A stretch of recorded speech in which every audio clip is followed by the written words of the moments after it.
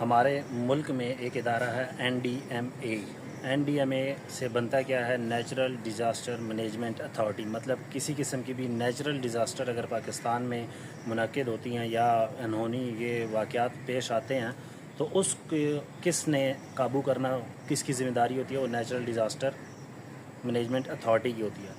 اس وقت ہمارے جو وہاں کے چیئرمین ہیں، یعنی ان کے جو ہیڈ ہیں، جو لیڈ کر رہے ہیں این ڈی ایم اے کے، وہ لیفٹیننٹ جنرل جنرل انعام حیدر صاحب ہیں، وہ اس کو لیڈ کر رہے ہیں.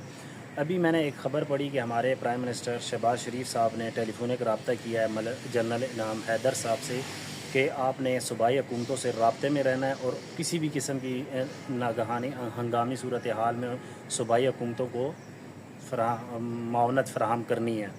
تو اب آپ لوگوں نے صرف ایک چھوٹا سا کام یہ کرنا ہے کہ آپ لوگوں نے یہ دیکھنا ہے کہ ہمارے جو یہ این ڈی ایم اے کے جتنے بھی ہیڈ اس بار رہ چکے ہیں پچھلے 5-6 سال میں، 10 سال میں، جو بھی، کہ اس کے سربراہ کس ڈپارٹمنٹ سے بلانگ کرتے. کیا کوئی سویلین تھے؟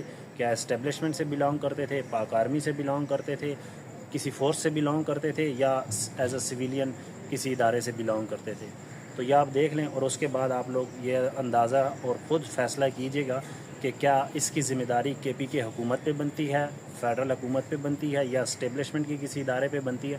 بھائی جب آپ کے سربراہ ہوں پچھلے 5-6 سالوں سے ایک ہی بندہ یا ایک ہی فورس یا ایک ہی ادارہ، ایک ہی سویلین بندہ ایک ادارے کو لیڈ کر رہا ہوتا ہے، تو اس کو کم از کم اتنا جو چاہیے ہوتا ہے نا کہ نیچرل ڈیزاسٹر جب بھی کوئی ہنگامی صورتحال بنے تو اتنے اس نے اپنے اثاثے بنائے ہونے چاہیے کہ اس سے اس کو نمٹنے کے لیے آسانی ہو، کہ وہ فوراً اس سے نمٹا جا سکے. تو یہاں پہ تو بھائی پوچھنے والا کون ہے؟ جو مرضی آپ کریں، کوئی پوچھنے والا نہیں ہے.